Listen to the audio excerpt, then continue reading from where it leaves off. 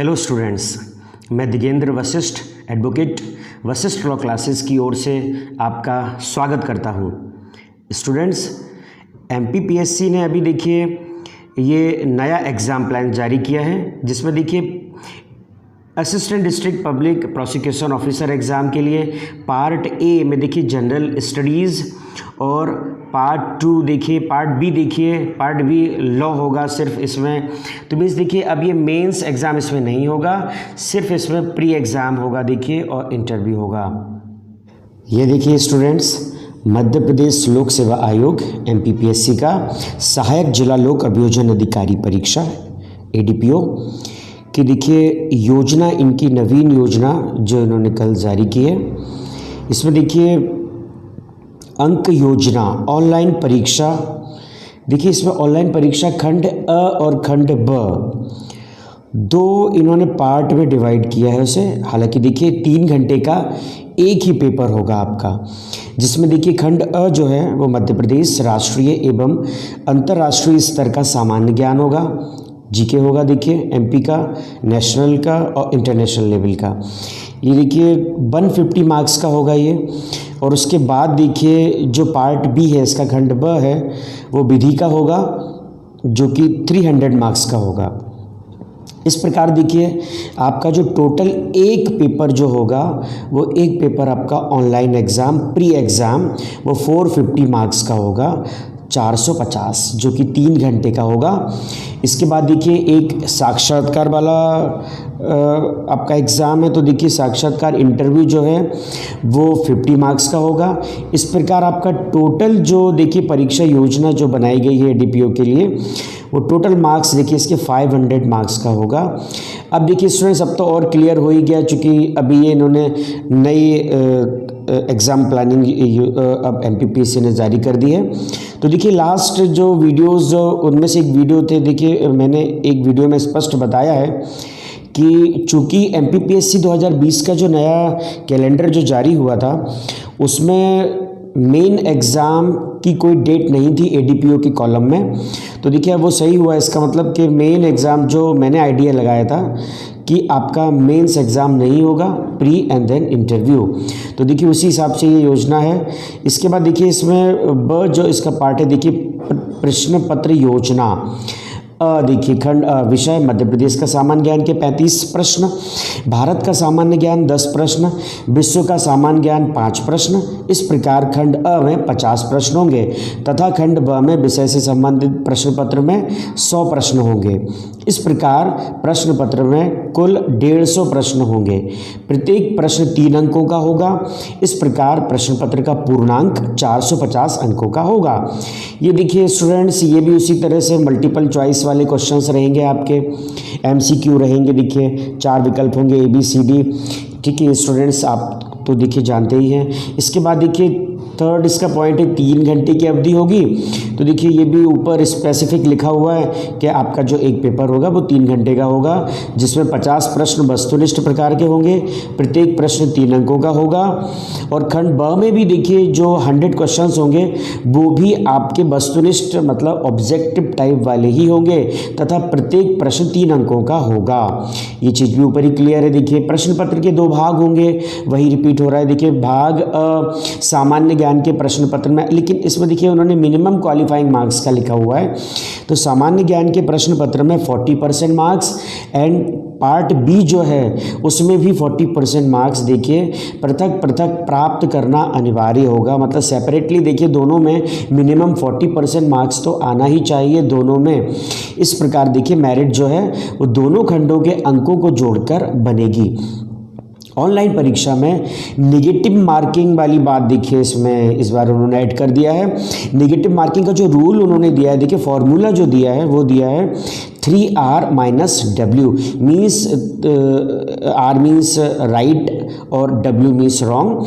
तो देखिए जितने भी राइट आपके क्वेश्चंस होंगे वो उनको 3 से मल्टीप्लाई किया जाएगा और जितने भी आपके रॉन्ग होंगे उनको 1 से इसके लिए देखिए मल्टीप्लाई। दैट मीन्स देखिए इसका एक फार्मूला मैं बताता हूँ आपके, देखिए एक एग्जांपल बताता हूँ। देखिए फार्मूला तो ये है ही 3R माइनस W। जैसे देखिए आपके 150 क्वेश्चंस में से 100 क्वेश्चंस सही हुए और आपके 50 प्रश्न गलत हुए, ठीक, तो आपके फिर कितने मार्क्स आएंगे? तो आपके मार्क्स आएंगे, देखिए 3 × 100 मीन्स 300 माइनस 50 मीन्स आपके 250 मार्क्स आएंगे, 250। तो ये देखिए इन्होंने फॉर्मूला जो दिया है उसी के हिसाब से अब देखिए ये कैलकुलेशन लगाया जाएगा।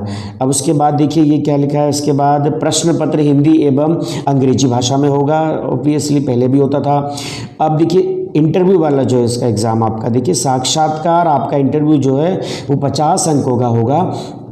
इसमें भी देखिए वही है, साक्षात्कार हेतु कोई न्यूनतम उत्तीर्णांक निर्धारित नहीं है, मतलब मिनिमम आपके लिए क्वालिफाइंग मार्क्स कितने होना चाहिए, एज सच इसमें फिक्स नहीं है। तो ये बहुत अच्छी बात है स्टूडेंट्स आप लोगों के लिए।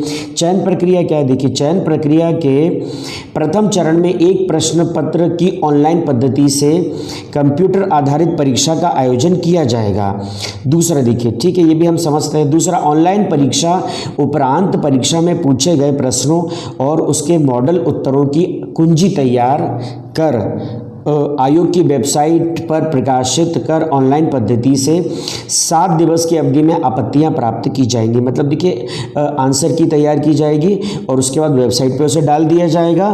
फिर 7 डेज के अंदर यदि किसी को कोई ऑब्जेक्शन है उस आंसर की से रिलेटेड, कोई क्वेश्चन उन्हें लगता है कि आंसर इसमें गलत लिखा है और एक्चुअल में वो अकॉर्डिंग टू लॉ या अकॉर्डिंग टू द इंफॉर्मेशन जो भी जीके से रिलेटेड है, तो देखिए उस पार्ट में भी जहाँ पे भी जैसा लगे किसी को तो वो 7 डेज के अंदर ऑब्जेक्शन कर सकता है। अभ्यर्थी प्रति प्रश्न आयोग द्वारा निर्धारित शुल्क तथा पोर्टल शुल्क का भुगतान कर ऑनलाइन आपत्तियां जमा कर सकेंगे। देखिए ऑब्जेक्शन में पर क्वेश्चन वाइज यदि कोई किसी को डाउट है, प्रॉब्लम है, तो उसका एक फीस उन्होंने जो चार्ज जो है वो फिक्स कर रखा होगा, तो देखिए वो पता चलेगा हमें बाद में। अवधि के पश्चात किसी भी अभ्यावेदन पर कोई विचार नहीं किया जाएगा। मीन्स देखिए 7 डेज की जो इन्होंने टाइम पीरियड दिया हुआ है उसके बाद फिर कोई भी ऑब्जेक्शंस को एक्सेप्ट नहीं करेंगे। समिति द्वारा ऑब्जेक्शंस पर किस प्रकार कार्रवाई की जाएगी, देखिए तो देखिए जो यदि जो आंसर की में गलत उत्तर दिया गया है और उसके सही जो उत्तर है वो आपके जो वैकल्पिक उत्तरों में उपलब्ध है, तो फिर आंसर की को अमेंड कर लिया जाएगा, सुधार कर लिया जाएगा, उसे संशोधित कर लिया जाएगा। आपत्तियों के आधार पर निम्नानुसार पाए गए प्रश्नों को प्रश्न पत्र से विलोपित किया जाएगा। कैसे? ऐसे प्रश्न जिसका दिए गए विकल्पों में सही उत्तर ही ना हो, ठीक है ना, तो फिर उस क्वेश्चन को ही देखिए डिलीट कर दिया जाएगा। ऐसे प्रश्न जिसका दिए गए विकल्पों में एक से अधिक सही उत्तर हो अथवा एक से अधिक विकल्पों में सही उत्तर की पुनरावृत्ति हो। फिर तीसरा देखिए, प्रश्न के हिंदी या अंग्रेजी अनुवाद में भिन्नता हो जो प्रश्न को सार्थक रूप से प्रभावित करता हो, तो फिर ऐसे देखिए प्रश्नों को प्रश्न पत्र से ही विलोपित कर दिया जाएगा। और देखिए जो भी मार्क्स होंगे वो सभी को इक्वली डिवाइड हो जाएंगे। विषय विशेषज्ञों द्वारा समस्त आवेदनों पर विचार करने के पश्चात आंसर की बनाई जाएगी तथा आयोग की वेबसाइट पर प्रकाशित की जाएगी। फाइनल जो आंसर की देखिए वो अपलोड होने के पश्चात कोई भी आवेदन स्वीकार नहीं किया जाएगा। उपरोक्तानुसार समिति द्वारा विलोपित किए गए प्रश्नों को छोड़कर शेष प्रश्नों के आधार पर अंतिम उत्तर कुंजी के आधार पर अभ्यर्थियों का मूल्यांकन कर परीक्षा परिणाम घोषित किया जाएगा। मीन्स देखिए उपरोक्तानुसार समिति द्वारा विलोपित किए गए प्रश्नों को छोड़कर शेष प्रश्नों के आधार पर, मतलब जो डिलीट कर दिए जाएंगे, फिर जो रिमेनिंग बचेंगे उनके आधार पर ही अंतिम उत्तर कुंजी के आधार पर मूल्यांकन कर परीक्षा परिणाम घोषित किया जाएगा। ऑनलाइन परीक्षा में प्राप्तांक के गुणानुक्रम के आधार पर विभिन्न प्रवर्गों हेतु विज्ञापित रिक्तियों के अधिकतम 3 गुना, मीन्स देखिए जितने भी मेरिट लिस्ट के आधार पर देखा जाएगा और इंटरव्यू के लिए अधिकतम 3 गुना लोगों के लिए सफल घोषित किया जाएगा इंटरव्यू के लिए। और यदि समान अंक भी है, देखिए समान अंक है तो उनको भी बुलाया जाएगा इंटरव्यू के लिए, सफल घोषित किया जाएगा। ऑनलाइन परीक्षा में उत्तीर्ण होने हेतु आवेदक को ऑनलाइन परीक्षा में 40% अंक खंड अ तथा खंड ब में पृथक पृथक प्राप्त करना अनिवार्य होगा। ये भी रिपीट हो रहा है, देखिए पहले भी बता चुके हैं ये। उसके बाद देखिए जो एमपी के ही SC एंड ST और OBC और उसके बाद देखिए फिजिकली हैंडीकैप जो हैं उनके आवेदकों को ऑनलाइन परीक्षा में उत्तीर्ण होने हेतु 10% की छूट दी जाएगी। इस प्रकार उक्त श्रेणी के आवेदकों को ऑनलाइन परीक्षा में उत्तीर्ण होने हेतु न्यूनतम 30% मार्क्स प्राप्त करना अनिवार्य होगा। उसके बाद देखिए ऑनलाइन परीक्षा परिणाम के साथ ही अभिलेख प्रेषण हेतु डॉक्यूमेंट्स देखिए लगेंगे आपके। जब आपका प्री में सिलेक्शन हो जाएगा तो इंटरव्यू में आपके डॉक्यूमेंट्स के सहित आपको देखिए बुलाया जाएगा। अंतिम तिथि निर्धारित कर परीक्षा में सफल अभ्यर्थियों से उनकी अर्हता से संबंधित सभी अभिलेख प्राप्त किए जाएंगे तथा केवल उन्हीं अभ्यर्थियों को साक्षात्कार हेतु आमंत्रित किया जाएगा जो अभिलेखों की सूक्ष्म जांच उपरांत अर्ह पाए जाएंगे। मीन्स देखिए जिनको उनको सूटेबल लगेगा कि हाँ इनके डॉक्यूमेंट्स भी सही है तो उनको ही फिर इंटरव्यू के लिए कॉल किया जाएगा। साक्षात्कार में अनुपस्थित रहने वाले अभ्यर्थियों को चयन के लिए अनर्ह माना जाएगा, मतलब डिस्क्वालीफाई कर दिया। डेफिनेटली देखिए अगर इंटरव्यू में कोई अपीयर ही नहीं होगा तो उसे डिस्क्वालीफाई कर दिया जाएगा। साक्षात्कार के लिए आवेदकों को बुलाने के संबंध में आयोग का निर्णय अंतिम होगा। अर्हताधारी अभ्यर्थियों को व्यक्तिगत रूप से ईमेल SMS द्वारा सूचना भेजी जाएगी। आयोग की वेबसाइट पर भी उपलब्ध रहेगा। ये जो सूचना है वो वेबसाइट पर भी उपलब्ध रहेगी। उपर्युक्त पदों पर अंतिम चयन ऑनलाइन प्रतियोगी परीक्षा तथा साक्षात्कार में प्राप्त अंकों के योग के श्रेणीवार गुणानुक्रम आधार पर होगा। मेरिट लिस्ट के आधार पर ही होगा। देखिए कैटेगरी वाइज अलग अलग लिस्ट बनेगी। नेक्स्ट देखिए आयोग की परीक्षा प्रणाली में देखिए पुनर्मूल्यांकन और पुनर्गणना का कोई प्रावधान नहीं है। रिवैल्यूएशन और रिकैलकुलेशन वगैरह इसका देखिए कोई भी प्रोविज़न नहीं है। इस विषय में प्राप्त आवेदनों पर कोई कार्रवाई नहीं की जाएगी। तो देखिए ये जो परीक्षा योजना है स्टूडेंट्स, मेरे हिसाब से तो देखिए आपके लिए ये गोल्डन अपॉर्चुनिटी है कि जो इन्होंने इस बार परीक्षा योजना बनाई है MPPSC ने, उसके अकॉर्डिंगली मुझे लगता है कि पिछली बार से थोड़ा सा आप लोगों के लिए इजी रहेगा। देखिए स्टूडेंट्स ये आपका खंड पार्ट A का जो पाठ्यक्रम है MP नेशनल और इंटरनेशनल लेवल का जो GK है उसमें देखिए क्या क्या आएगा आपके लिए। ये भी इन्होंने स्पेसिफिक मेंशन किया है। ये देखिए बहुत अच्छा है स्टूडेंट्स, आपके लिए बहुत हेल्पफुल रहेगा। जितना ये मेंशन करके दे रहे हैं इसके बाहर से शायद नहीं आएगा। देखिए जहाँ तक पॉसिबल है तो देखिए इसमें मध्य प्रदेश का इतिहास, नंबर पहला पॉइंट, संस्कृति एवं साहित्य, मध्य प्रदेश के इतिहास की प्रमुख घटनाएं, प्रमुख राजवंश, स्वतंत्रता आंदोलन में मध्य प्रदेश का योगदान, मध्य प्रदेश की कला एवं संस्कृति, मध्य प्रदेश की प्रमुख जनजातियां एवं बोलियां, मध्य प्रदेश के प्रमुख त्यौहार, लोकगीत एवं लोक कलाएँ, मध्य प्रदेश के ही देखिए प्रमुख साहित्यकार एवं उनकी रचनाएँ, मध्य प्रदेश के प्रमुख पर्यटन स्थल, मध्य प्रदेश के प्रमुख व्यक्तित्व। फिर दूसरा पॉइंट देखिए मध्य प्रदेश का भूगोल, मध्य प्रदेश के वन, पर्वत तथा नदियाँ, मध्य प्रदेश की जलवायु, मध्य प्रदेश के प्राकृतिक एवं खनिज संसाधन, ऊर्जा संसाधन, परंपरागत एवं गैर परंपरागत। फिर देखिए प्रमुख सिंचाई एवं विद्युत परियोजनाएं। फिर देखिए थर्ड पॉइंट इसका देखिए थर्ड है आपका मध्य प्रदेश की राजनीति एवं अर्थशास्त्र। तो मध्य प्रदेश की राजनीतिक व्यवस्था देखिए जैसे राज्यपाल, मंत्रिमंडल, विधानसभा, फिर पंचायती राज व्यवस्था, सामाजिक व्यवस्था, जनांकिकी एवं जनगणना से रिलेटेड देखिए। फिर आर्थिक विकास मध्य प्रदेश का, फिर प्रमुख उद्योग, फिर कृषि एवं कृषि आधारित उद्योग। तो देखिए ये जो तीन देखिए 1 2 3 ये पॉइंट्स दिए गए हैं। MP का GK देखिए ये बस इन्हीं में से आएगा। तो स्टूडेंट्स देखिए मैं I am very much happy students to see this कि देखिए ये आपके लिए कितना लिमिटेड कर दिया उन्होंने। इसमें अब अनलिमिटेड वाली तो बात है ही नहीं कि GK कहीं से भी आएगा, भाई इनमें से ही तो आएगा जो पॉइंट्स दिए गए हैं स्टूडेंट्स। तो आप लोग ध्यान रखिए। और जितने ये 3 पॉइंट्स दिए गए देखिए ये इसमें से 35 मार्क्स का आएगा, 35 क्वेश्चंस आएंगे सॉरी। तो देखिए 35 क्वेश्चंस मीन्स आपका 105 मार्क्स, 105 नंबर का आपका अकेला सिर्फ MP GK आएगा। और टोटल आपका देखिए कितना है, टोटल आपका 450 मार्क्स का पेपर है। तो 450 मार्क्स के पेपर में से 105 नंबर का अकेला MP का GK आएगा। तो आप समझ जाइए फिर कितने अच्छे से आपको इसकी तैयारी करना है। उसके बाद देखिए नेशनल लेवल का GK जो दिया गया, देखिए नेशनल में देखिए क्या आएगा, नेशनल और इंटरनेशनल दोनों का। देखिए और एमपी की महत्वपूर्ण समसामयिक घटनाएं भी देखिए। तो महत्वपूर्ण समसामयिक घटनाएं देश एवं प्रदेश की प्रमुख खेल प्रतियोगिताएं एवं पुरस्कार तथा खेल संस्थाएं, मध्य प्रदेश राज्य की प्रमुख जन कल्याणकारी योजनाएं, मध्य प्रदेश की चर्चित व्यक्तित्व एवं स्थान। फिर दूसरा देखिए आप इलेक्ट्रॉनिक्स सूचना एवं संचार प्रौद्योगिकी में इलेक्ट्रॉनिक्स, कंप्यूटर्स, सूचना एवं संचार प्रौद्योगिकी, robotics, artificial intelligence and cyber security, e governance, internet और social networking sites, e commerce. तो देखिए ये कंप्यूटर से रिलेटेड आएगा पोर्शन। तो देखिए जो उन्होंने स्पेसिफिक लिखा हुआ है कि 35 क्वेश्चंस आपके एमपी से रिलेटेड आएंगे, एमपी के जीके से रिलेटेड। उसके बाद देखिए 10 क्वेश्चंस जो आएंगे वो आपके नेशनल लेवल का जीके होगा और 5 जो आपके क्वेश्चंस होंगे वो इंटरनेशनल लेवल के होंगे। तो देखिए इन्हीं में से आएगा वो, मतलब काफ़ी लिमिटेड कर दिया है उन्होंने, ये बहुत अच्छा किया है इस बार। तो देखिए मेरे हिसाब से तो आप लोगों को बहुत आसान होने जा रहा है ये पेपर।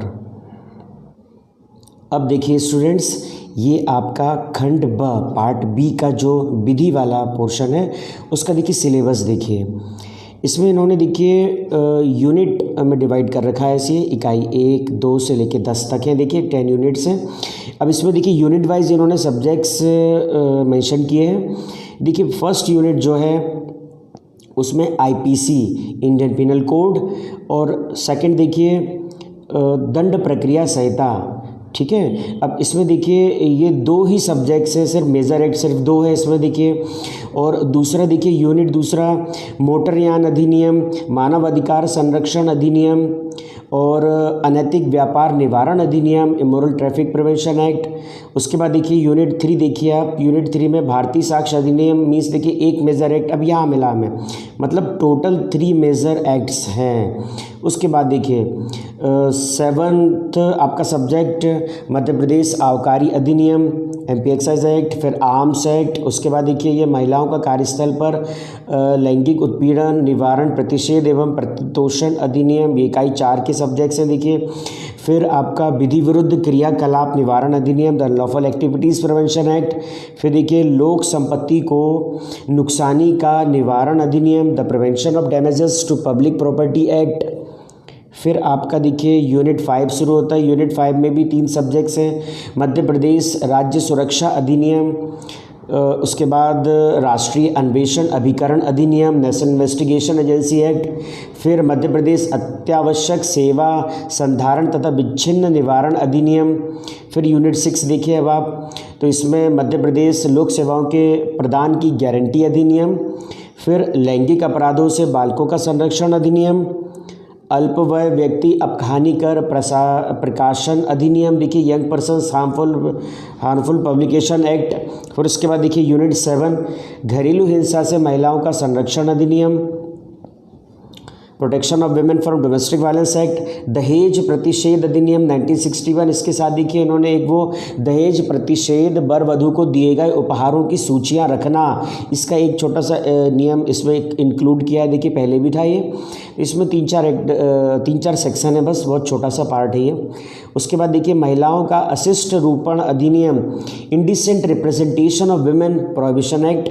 उसके बाद देखिए आपकी यूनिट 8 जो है उसमें सूचना का अधिकार अधिनियम, मादक द्रव्य तथा मनोत्तेजक पदार्थ नियम, एनडीपीएस एक्ट जो होता है देखिए। फिर गर्भधारण पूर्व और प्रसव पूर्ण निदान तकनीक, ये अधिनियम देखिए ये है आपका। फिर उसके बाद देखिए इकाई 9 देखिए, यूनिट 9 में क्या था, SC/ST एक्ट वाला 1989 वाला ये देखिए। फिर आपका बाल विवाह प्रतिषेध अधिनियम में देखिए prohibition of child marriage act. फिर आपका इंफॉर्मेशन टेक्नोलॉजी एक्ट है, IT एक्ट। और यूनिट 10 देखिए उसमें है आपका PC एक्ट है, प्रिवेंशन ऑफ करप्शन एक्ट, भ्रष्टाचार निवारण अधिनियम। फिर मध्य प्रदेश विशेष न्यायालय अधिनियम और किशोर न्याय बालकों की देखरेख एवं संरक्षण अधिनियम 2015, juvenile justice care and protection of children act. तो देखिए इसमें 10 यूनिट्स में इन्होंने सब्जेक्ट्स को डिवाइड कर रखा है, अलग अलग यूनिट वाइज ही क्वेश्चंस वहाँ पूछे जाएंगे। इसमें देखिए इन्होंने सिर्फ 3 मेजर एक्ट्स हैं स्टूडेंट्स, इसलिए आपने देखिए थंबनेल मेरा देख लिया होगा, उसमें मैंने स्पष्ट लिखा है कॉन्ग्रेचुलेशंस। और देखिए ये क्या है, अब मुझे लगता है ये अभी तक का सबसे सरल पैटर्न रहेगा आप लोगों के लिए। और देखिए इसमें मेजर एक्ट तो सिर्फ 3 है, अभी तक 7 मेजर एक्ट्स हुआ करते थे, 25 माइनर एक्ट, टोटल 32 सब्जेक्ट्स हमें फेस करना पड़ते थे स्टूडेंट्स आपके लिए। तो अब सिर्फ और सिर्फ देखिए 3 मेजर एक्ट हैं, आपको बहुत अच्छी तैयारी करना है। देखिए आपके एक IPC CRPC और उसके बाद यूनिट 3 में देखिए एविडेंस एक्ट, बस इसके अलावा कोई मेजर एक्ट है ही नहीं, सिर्फ माइनर एक्ट है। माइनर में देखिए कुछ नए एक्ट इसमें ऐड किए गए हैं, तो कोई बात नहीं, छोटे छोटे एक्ट हैं, बहुत ज़्यादा आपको टेंशन नहीं लेना। मुझे लगता है देखिए मेरी जो सोच है वो ये है कि आप लोगों के लिए ये पेपर बहुत ईजी रहेगा। बस स्ट्रेटेजिकली आप लोगों को प्रिपरेशन करना है, तैयारी करना है, GK वाले पोर्शन पर भी अच्छा ध्यान देना है, जैसे कि सब्जेक्ट पर ध्यान देते हैं आप। ठीक है students, all the best all of you.